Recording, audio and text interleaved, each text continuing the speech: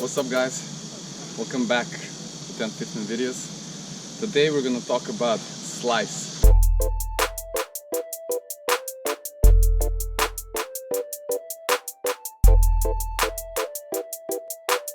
I got this question from Sikimic, and he asked about the slice, and he wanted us to show you guys a little bit more guidance on the slice, and I'm very excited to do it, so let's get into it. So number one thing, I first want to talk about the grip for the slice. It will be exactly the same grip for the serve and also for the volleys, which is hammer grip or continental. And you can see the grip, it's going to be right here. The main thing is to have the knuckle on the bevel number 2, so it's the straight up hammer grip. So that's the grip for the slice. Now to get into the technical part of the slice, I would just say first thing, the most important thing about the slice is this actually, of course, has the opposite rotation from the topspin, and it's going to have a backspin rotation. So you want to think about it as kind of cutting the ball. Another thing is that for the slice, we don't want to hit the ball, we want to more like guide the ball. Another way to think about it is that if we have the ball and at the moment of contact, we want to think like we want to carry the ball.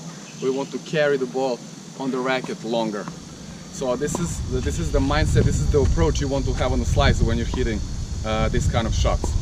Now let's get more into the technical details. I will break down the slice into a couple of steps. The step number 1 would definitely be the popular unit turn. So if I'm waiting for the slice, that will be after the split step. I'm gonna make that unit turn, right? So almost like going for the volley. That's gonna be the first initiation. Then the second step, I'm gonna make that turn longer, and I'm gonna raise my hands further behind, and I'm gonna also make the step with my right foot forward to take that sideways position stance. That second step would look like this. So the step 1, the step 2 will be here and having that right foot in front. And if you can see here, the way I'm making the swing, it's all the way up here. Because there are some coaches there, the way they're playing the slice with having a little bit shorter swing.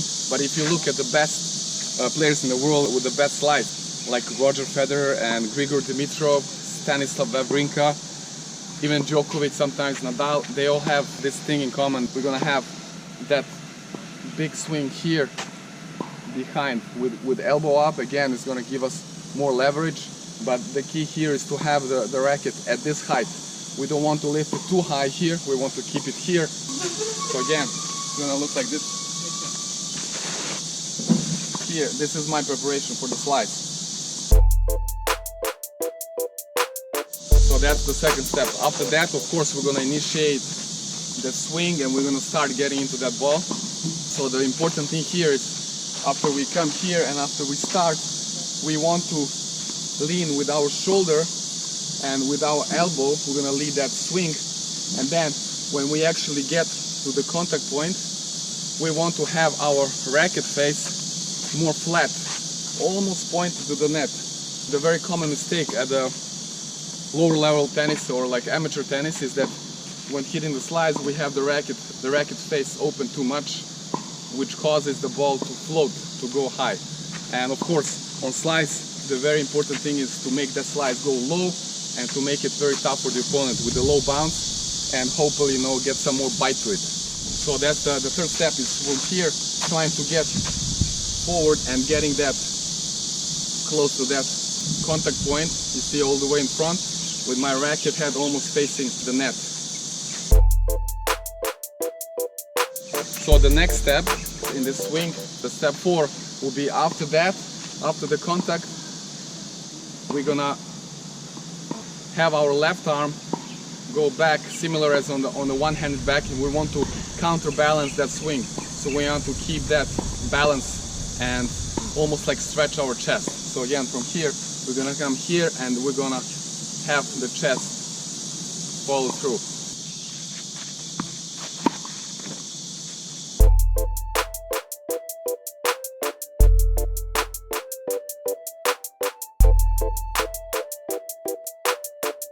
It depends on the height of the ball, of course, so I'm gonna talk about it. There's a couple of different types of slices, and you will see on the top level as well. And I want to make this clear for you guys, because there's some, I think, misunderstanding on the slices, because some coaches, they're coaching this kind of slice where you have to just stay sideways and follow through with a high finish. And then some coaches are talking about this, and actually if you watch most of the pros now, they will hit most of the shots. It's going to be from this high, and they're going to actually finish like this. They're going to stretch the chest. Roger Federer as well, you can see on his slides most of the shots he will finish here.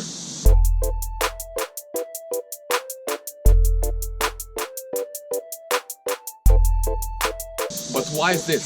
Most of the shots they hit this kind of slice, it's, you know, more aggressive, and of course it's on the higher balls. When the ball is higher, we want to get that position where we're gonna stretch our chest and we're gonna finish like this.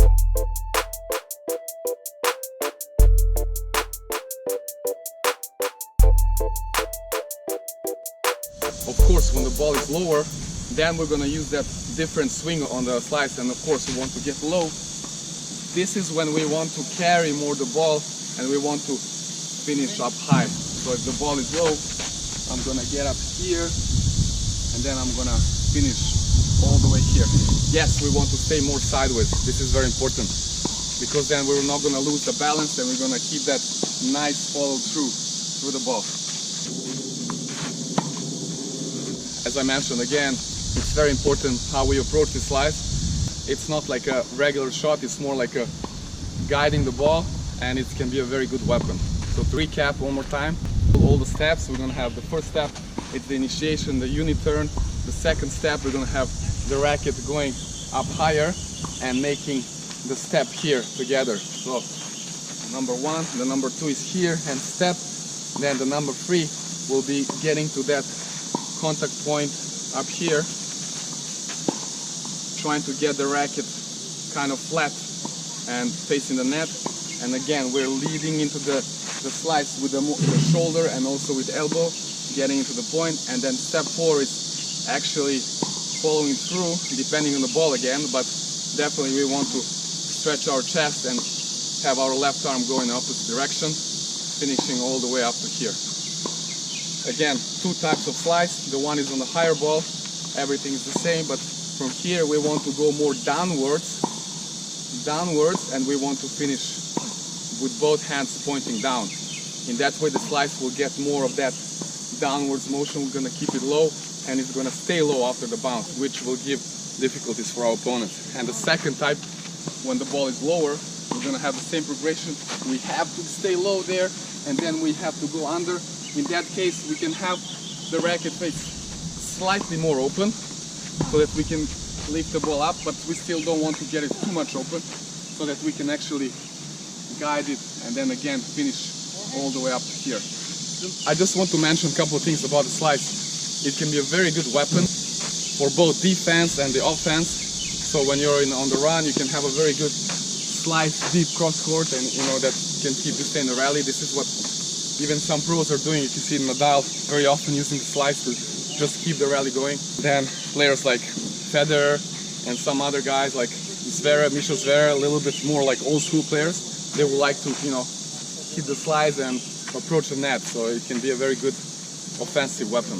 Another good thing with slice is that we can very easily disguise the depth of this shot. So we can play a very deep shot with the same swing, but also we can do the slice that can get a little bit shorter. That can be also very difficult for opponent. We're just gonna make a little bit shorter finish on the swing. We're gonna get the ball go a little bit lower and shorter, and of course we can also play the drop shot. So Uroš, I hope this was helpful to you, man, and keep working on your slice. Let me know if it helps, and for the rest of you guys, let me know if you like this video. Give me any suggestions and comments about this. Please, if you like this, click the like button. Please share the video with all the players who want to know something more about slice, and definitely subscribe to our channel. We will keep posting new videos, and I will try to cover all different aspects of the game and different shots. And definitely I will see you very soon in our next video.